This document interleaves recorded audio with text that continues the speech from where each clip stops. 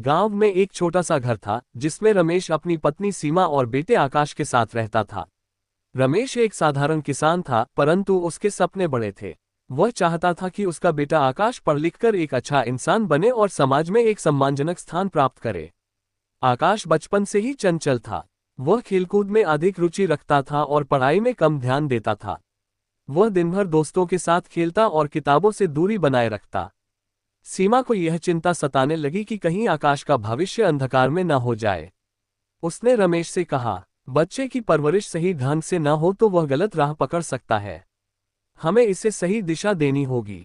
रमेश भी चिंतित था, परंतु उसे समझ नहीं आ रहा था कि वह आकाश को पढ़ाई की ओर कैसे मोड़े। एक दिन गांव में एक शिक्षाविद प्रोफेसर मिश्रा आए। वे शिक्षा के महत्व पर भाषण दे रहे थे। उन्होंने कहा, अगर बचपन में बच्चों को सही दिशा नहीं दी गई तो बड़े होकर वे गलत राह पकड़ सकते हैं। माता पिता ही उनके पहले गुरु होते हैं और उनकी जिम्मेदारी सबसे बड़ी होती है। रमेश को ये बात गहरे से छू गई। उसने तय किया कि वह आकाश को सही मार्ग पर लाने के लिए कठोर कदम उठाएगा। अगले दिन से रमेश ने आकाश की दिनचर्या बदल दी। उसने सुबह जल्दी उठने की आदत डलवाई, पढ़ाई के लिए एक निश्चित समय तय किया और खेलकूद का समय भी सीमित कर दिया। शुरुआत में आकाश को ये सब अच्छा नहीं लगा। उसे लगता था कि उसके माता पिता उस पर बेवजह सख्ती कर रहे हैं।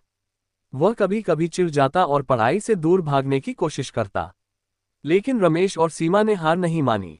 रमेश ने पढ़ाई को रोचक बनाने के लिए कहानियों और खेलों का सहारा लिया। वह गणित को पहेलियों के रूप में समझाने लगा और विज्ञान को प्रयोगों के जरिए सिखाने लगा। धीरे धीरे आकाश की रुचि पढ़ाई में बढ़ने लगी। एक दिन गांव के पास के शहर में एक विज्ञान प्रदर्शनी आयोजित हुई। रमेश ने आकाश को वहां ले जाने का निश्चय किया। वहां आकाश ने बहुत सी नई नई चीजें देखी। उसने देखा कि कैसे रोबोट काम करते हैं, कैसे बिजली बनाई जाती है और कैसे वैज्ञानिक प्रयोग किए जाते हैं। वहां उसने एक वैज्ञानिक से पूछा, सर, क्या मैं भी ऐसे आविष्कार कर सकता हूं? वैज्ञानिक मुस्कुराए और बोले, बिल्कुल, पर इसके लिए तुम्हें मेहनत और लगन से पढ़ाई करनी होगी। ये सुनकर आकाश के मन में पढ़ाई के प्रति एक नया उत्साह जागा। इसके बाद आकाश ने पढ़ाई को गंभीरता से लेना शुरू कर दिया। वह हर दिन अनुशासन के साथ पढ़ाई करता, नए नए विषयों को समझने की कोशिश करता और अपने माता पिता के निर्देशों का पालन करता। समय बीतता गया और आकाश अपनी कक्षा में अव्वल आने लगा। उसकी मेहनत रंग लाए और कुछ वर्षों बाद उसने गांव का नाम रोशन किया। उसने एक प्रतिष्ठित इंजीनियरिंग कॉलेज में दाखिला लिया और अपने सपनों को पूरा करने के रास्ते पर आगे बढ़ा। आकाश की सफलता का श्रेय उसके माता पिता को जाता था, जिन्होंने समय रहते उसे सही दिशा दी। अगर रमेश और सीमा ने उसे बचपन में ही सही मार्गदर्शन नहीं दिया होता तो शायद वह कभी भी अपने लक्ष्य तक नहीं पहुंच पाता। ये कहानी हमें सिखाती है कि बच्चों की परवरिश में माता पिता की भूमिका सबसे महत्वपूर्ण होती है।